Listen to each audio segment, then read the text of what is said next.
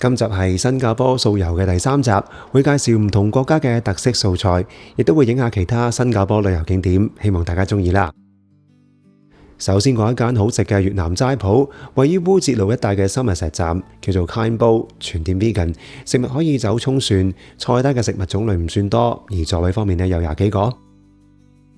我點咗海南素雞飯，今次嘅飯咧係薑黃飯，唔算好油，有少少嘅薑黃味，而素雞咧係煎過嘅腐皮，半碟有醃製過嘅蘿蔔絲，酸酸甜甜。另外咧仲有幾辣嘅筍片，由於幾辣啦，我試一塊就算啦。不過呢啲飯嘅味道咧相當唔錯，比之前咧試過嘅好味。青 B B 咧就點咗招牌越南湯河，湯底咧非常之香醇同埋濃郁，但係唔會覺得口渴，好好飲啊！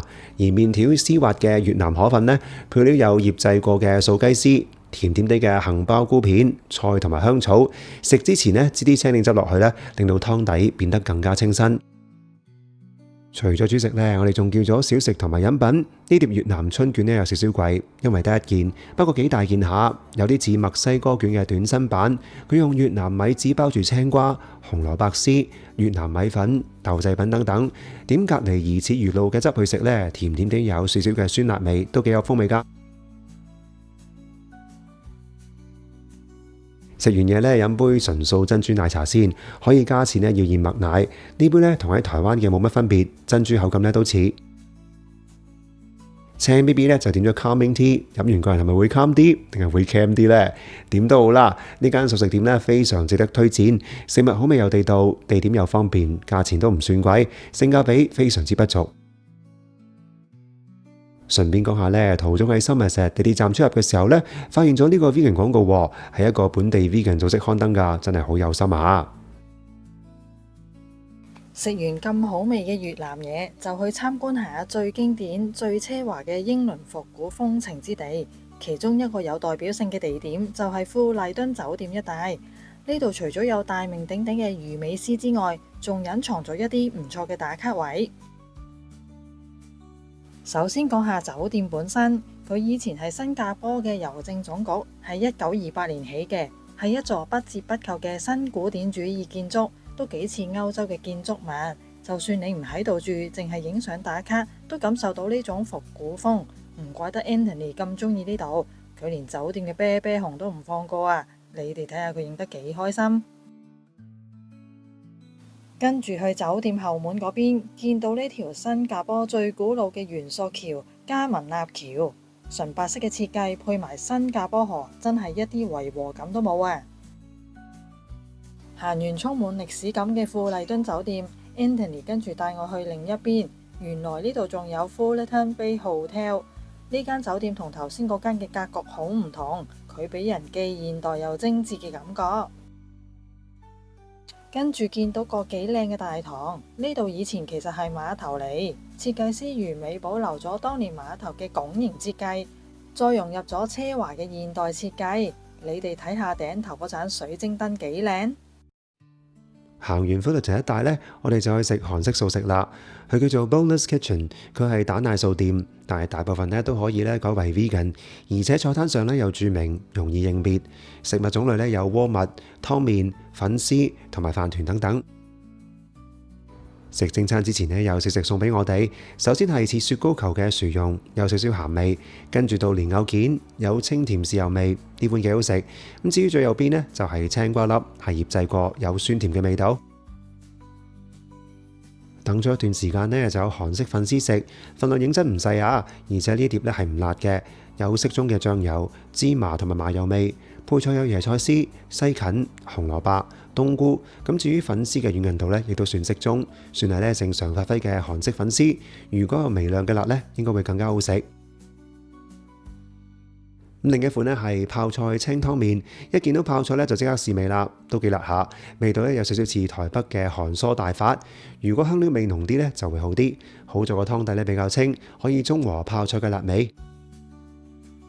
其餘嘅食材有油羊條、冬菇絲、韓式脆肉瓜、白蘿蔔同埋紅蘿蔔。麵條係幼麵，既幼滑又軟身，同時呢都有少少牙口嘅。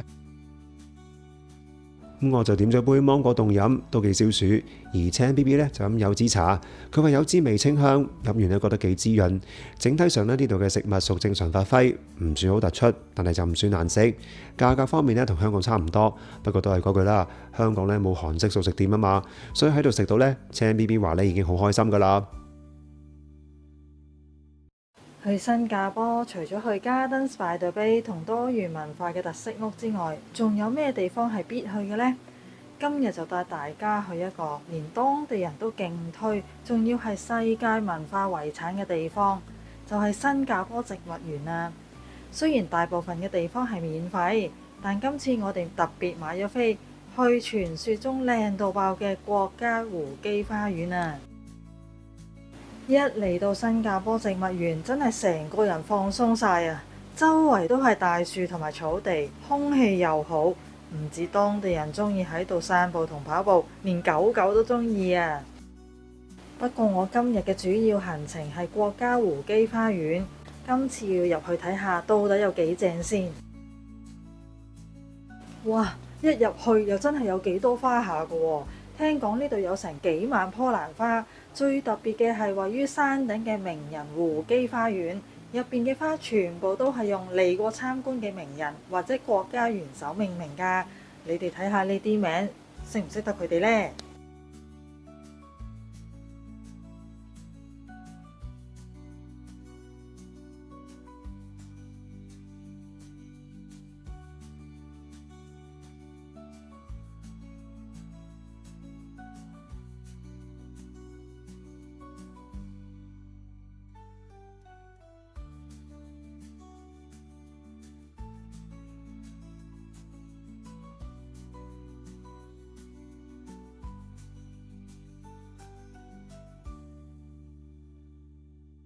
雖則頭先座山唔算高，不過新加坡天氣咁熱，行到我哋出晒汗啦。呢個時候呢，就要去過下冷河啦，就係入去 Cool House 行下。入邊呢，模擬咗高海拔嘅森林自然環境，溫度得個10幾20度，涼爽到好似開咗強勁冷氣咁啊！除咗冷氣，仲勁大霧添。本來呢，時不時都會噴水氣出嚟㗎。既然環境咁特別，呢度嘅植物都應該特別啲啦。例如蝴蝶蘭、石斛蘭、拖鞋蘭、虎炬台科植物，當中有唔少款式見都未見過啊！喺度一邊消暑一邊賞花，呢張飛真係買得值啊！大家如果嚟新加坡，強烈建議揾半日入嚟植物園行下。行完咁多路咧，就係依圖啦。今次咧去另一間住家風日式素食店，叫做 That Chan。咦，有個 N 字嘅。嗱，聲明下先啊，間嘢咧唔係我開㗎嚇，其實咧係由一對日本夫婦開嘅。呢間咧係 vegan 店，佢離地鐵站咧有少少遠，座位咧有大約20個，可以掃 QR code 落單㗎。但係想知成分嘅話咧，就要問店員啦，因為有少部分嘢咧係有五辛同埋酒精㗎。結果咧，青 B B 揀咗長期麵，我就要烏冬。我哋兩個咧都加3蚊改要麵嘅套餐，就會有麵豉湯同埋飲品羹。飲品咧就係綠茶。麵豉湯咧熱辣辣送上，有剪成一條條嘅油羊啦、金菇同埋昆布，味道唔會好鹹，走清新嘅風格。我覺得咧佢個碗湯底咧有味噌嘅味道，菜單寫嘅係純植物性堅魚湯底，裡面除咗有烏冬麵，仲有燒過嘅油羊同埋菠菜，旁邊仲有七味粉咧可以任你加。另一碗咧就係長期湯麵，麵條咧似中華冷麵用嘅麵，配一堆新鮮蔬果絲，湯底咧濃郁鹹鹹地。青 B B 咧覺得好住家風嘅日式風味湯麵，食完都夠飽嘅。主食以外咧，我哋加咗金平牛蒡同埋黑豆作為小食，前者咧屬正常發揮，覺得唔係好夠豉油香辣，而黑豆咧就幾軟腍腍，味道咧就甜甜地，好食過你牛蒡絲。日頭咧去咗日式小店之後咧，黃昏時分我哋就喺克拉碼頭啦。當太陽一落山咧，呢度真正嘅魅力咧正式發放啦。所有霓虹燈咧着晒，成條河咧變咗5顏6色。呢度有唔少戶外酒吧同埋餐廳，可以一邊吹住海風，一邊聽人唱 live， 都真係幾 chill 噶。